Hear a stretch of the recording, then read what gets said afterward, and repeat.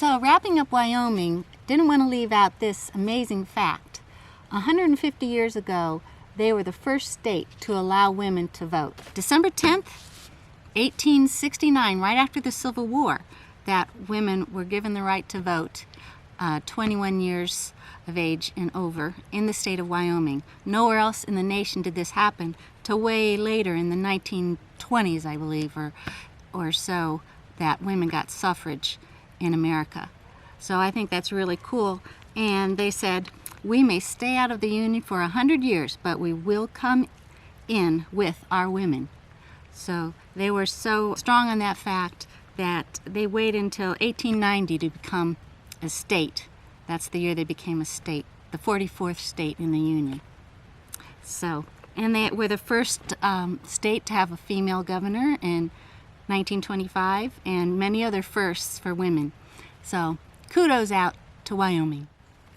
Good morning from Idaho. We are in the Caribou Targhee, National Forest. And we're very close to Mesa Falls. There's an upper and lower falls. And we're going to go take a look at the upper falls in a little while, and we'll take you along with us. We looked at the lower falls last night, pretty impressive. So we're looking forward to seeing the upper falls.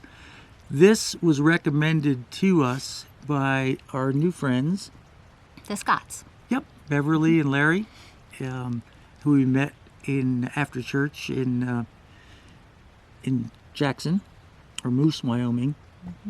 So anyway, thanks Larry and Beverly for that advice. So we'll take you along, as I said, and show you around. Hopefully I can get the drone in the air. This is not a national park, so we are allowed to fly. It's a national forest. It's a national forest. So weather conditions allowing, we'll get that drone up in the air and hopefully show you around.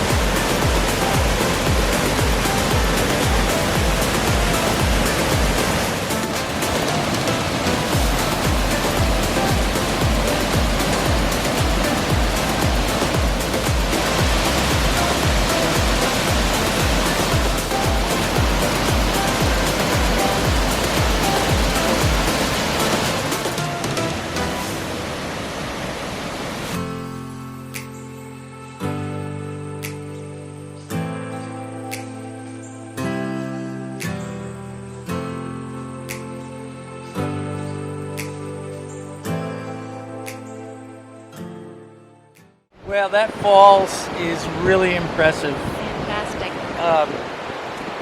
Whenever the sun comes out, this just beautiful rainbow appears, and hopefully we caught that on film. And you get right next to the edge, right where it pours over the edge, like Niagara Falls. And it's so hard to tell how tall it is, but it's 10 it's a long way. stories. Is it 10 stories? 10 stories tall. It's a long way down. Pretty cool. So we decided not to put the drone up in the air around the falls for a couple of reasons. One is the wind is not favorable. There's actually 3 reasons. The wind is not favorable. If the drone went down, it's unrecoverable. And there's a storm coming in. There's some black clouds that could hit any moment.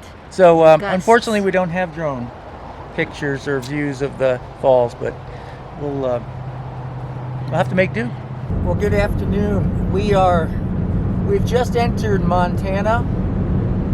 We will get back to Idaho the next day or so, but we've entered Montana. We are on the way to Bannack State Park in outside of Dillon, Montana. We have heard a lot about Bannack State Park. Apparently it has one of the most complete ghost towns really in the United States. So we'll see. We'll take you with us, and we'll let you know what Bannack looks like. Well, I need to say the right thing to this red-headed she. My mind is drawn to blank. Good land, what will it be? Befuddled and confused for compliments and such. Says I, for a great big gal, you sure don't sweat that much. But she taught me to yodel, yodel, she taught me to yodel,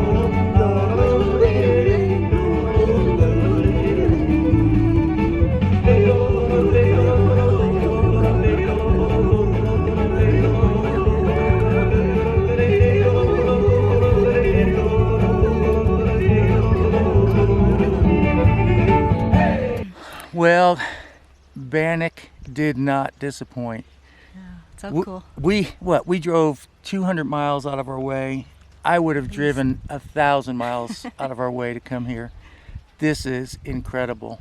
Pretty amazing. It is outside Dillon, I don't know, 30, 40 miles outside Dillon, Montana. Tell us a little bit about it. There was a gold rush here, 1862. Gold was discovered on the Grasshopper Creek, and people flocked here, and the town size swelled to 3,000 people. And then at one point, I think about 10 or 20 years later, they felt like there might be some American Indians on the warpath coming this way, and they were going to lock the women and children inside the safe, which is inside that Mead Hotel down there, the only brick building in the town. But so cool, all the architecture and So how long has this rustic. been left standing? About 150 years. It's just been sitting here, and the doors still open and close and latch, and the windows are intact. And Well, the amazing thing is they let you go inside. And Most so of the we're going to buildings. take you on a tour. We're going to take you on a tour throughout the whole place. It is unreal. yeah. So the schoolhouse is in the bottom of one of the buildings, and there's a Masonic lodge upstairs. And on the board is written the rules for the school teacher. She was not allowed to have a dress higher than 2 inches above her ankle, and she couldn't go out with men, and she couldn't Didn't travel. she have to start the fire at 1 in the morning? Yeah, she had to warm the start schoolhouse? the fire like really early, and she had to wear at least 2 petticoats too. So don't forget that. Anyway, we are going to take you on a tour. I really hope you enjoy it. We have just we've enjoyed it ourselves.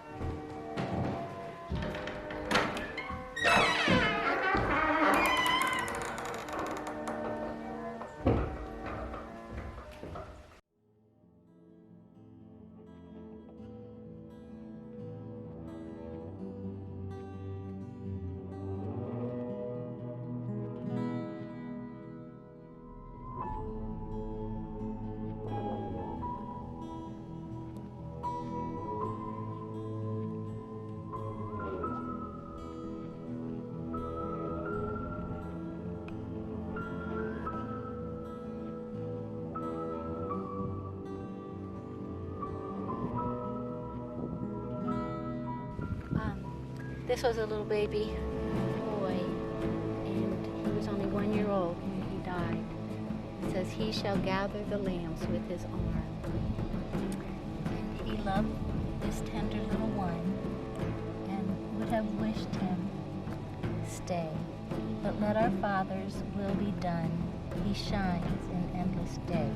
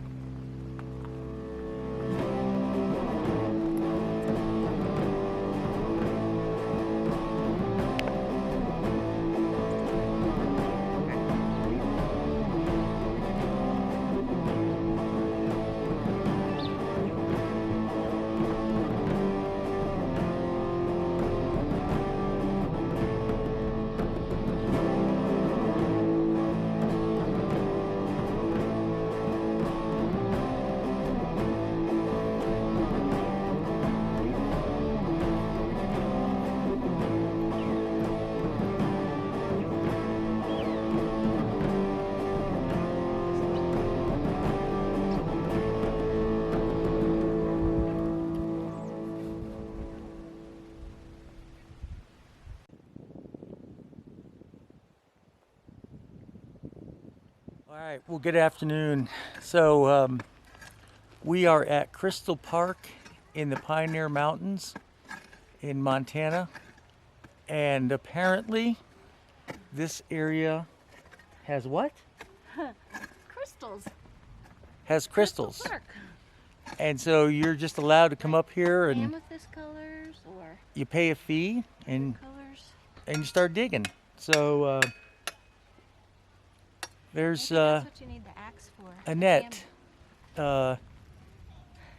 digging, and we got to keep our eye on a little bit of a storm off in that direction. You don't want to be on a mountain in a lightning storm, so we'll just keep an eye on that, and we'll keep an eye on this lady, and we will report if we find said crystal.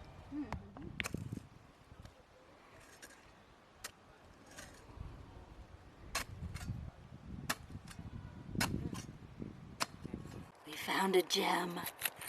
Look at this. Look at it. So we found one, huh? We're rich. There's one. Let's see if we can get close enough to. Okay, see how clear it is? Yeah, it's a crystal. The crystal. All right. Back on the hunt. And it's purplish. Then that's probably one too.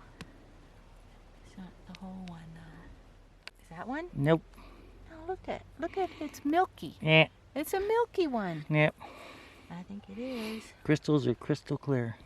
It's got points. Okay.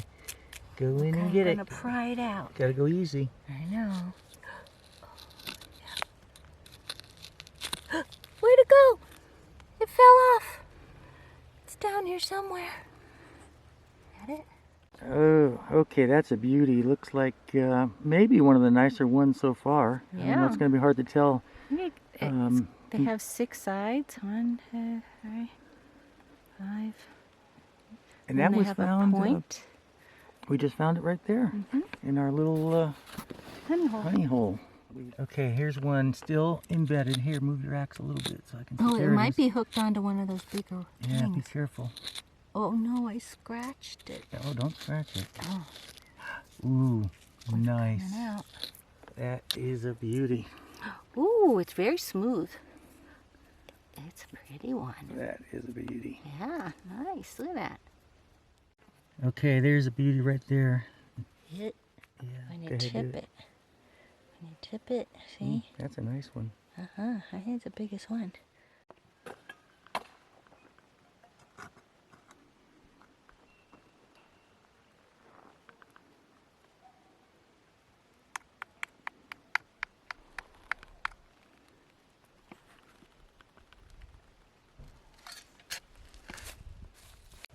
Okay, well, after what, 2 hours Yeah, maybe something like that. of Hour and a half. of digging, It's good exercise. it was good exercise. We did come home with Shovel. with some crystals, no doubt about it. And so what we're going to do now is go back to the camper and wash them off and Other tool. see what we got. Yeah, we used the hatchet. And so if you look around here, you'll see dig sites. You can see where people have been digging all on this hill. Pretty amazing that they allow you to do this. This is in the National Forest. It is, what national forest is this? Beaverhead. Beaverhead Lodge National Forest. I think that's the name of it. Deer Lodge? Beaverhead Deer Lodge. Anyway, so if you're ever in this area, especially if you have kids, this is a must stop. Kids my age and her age. Right there.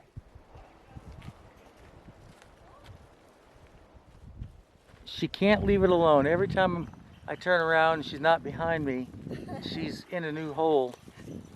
Hi ho, hi ho.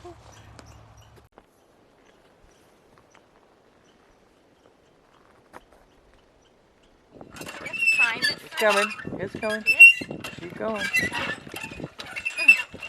Here, you keep doing it. Here, you.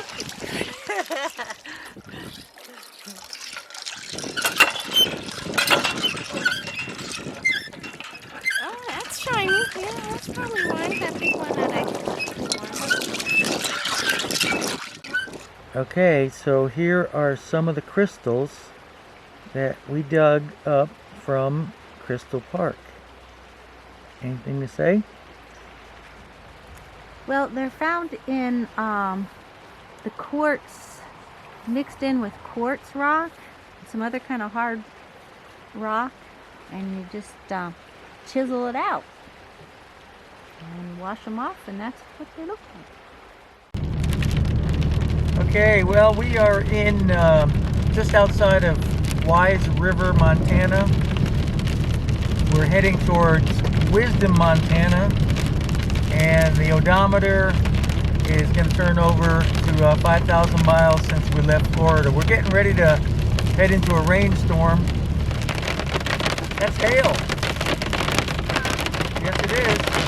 Well, we're not in a rainstorm, we're in a hailstorm.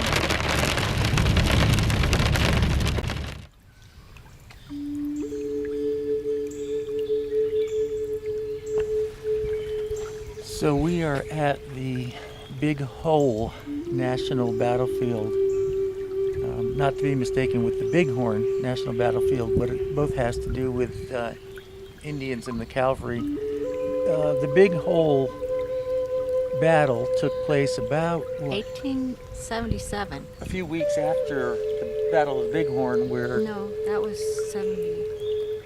I think the year before. okay, so this is after the A year later. a year later when Custer was slaughtered. Anyway, so this is the Big Hole in Montana, and this was the site of a massacre by the cavalry of Indians that were fleeing. The Nez Perce Indians were fleeing. Because they broke the treaty. The United States broke the treaty. Yeah, the government broke the treaty and decreased the size of their reservation 90% in this area. So they couldn't live here, and they had to go to shrink into that smaller reservation or go to another reservation. Yeah, the gold mines of the 1800s, when they found gold out here, basically the miners just took over the Indians' territory, and they were forced into a treaty that they really didn't want. They didn't agree to. And then the United States broke the treaty and chased this Nez Perce Indian tribe just out of the land, all the way up almost to Canada. They got to Canada, 40 miles from Canada, and were overrun by the cavalry. Chief Joseph surrendered, and some of, was it Whitebird? He went on with some of the Indian warriors into Canada.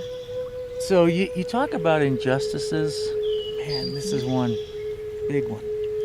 You know, the way the United States just took over the land of these people that had been living here for thousands of years because of gold in the hills or whatever it was. And so this is a really, the feel of this place is much like the feel that we've gotten when we were at the Battle of the Little Bighorn. Little Bighorn. That was anyway, in Montana as well. Yeah, that's in Montana. In the background, and I know you can't see it because it's way off, but they have erected teepees. And let's see, I don't know if I can show it to you, but there are teepees that are without the canvas or without the skins, and that's where the Indians were. There would have been 89 of them and 2,000 horses they had. Yeah. So, anyway, we're on our way to Idaho, and we stopped here, and they have an interpretive center, and pretty, Yeah, it's pretty, worth stopping, yeah, definitely. pretty sobering. So it's man's inhumanity to man, basically, and not obeying our laws. Okay, we'll continue on our journey. Okay, so we are on the top of Chief Joseph Pass, which is in really on the border of Idaho and Montana. This is the Continental Divide, and so water going down one side of this divide will end up in the Gulf of Mexico, and water going down the other side of this divide will end up in the Pacific Ocean. So let's test this theory. Oh yeah, I can tell. Oh, look at Yeah, there there it's going. Let's go to Pacific. There it goes. Let's go into the All right, we'll see if we can beat it home. Mexico.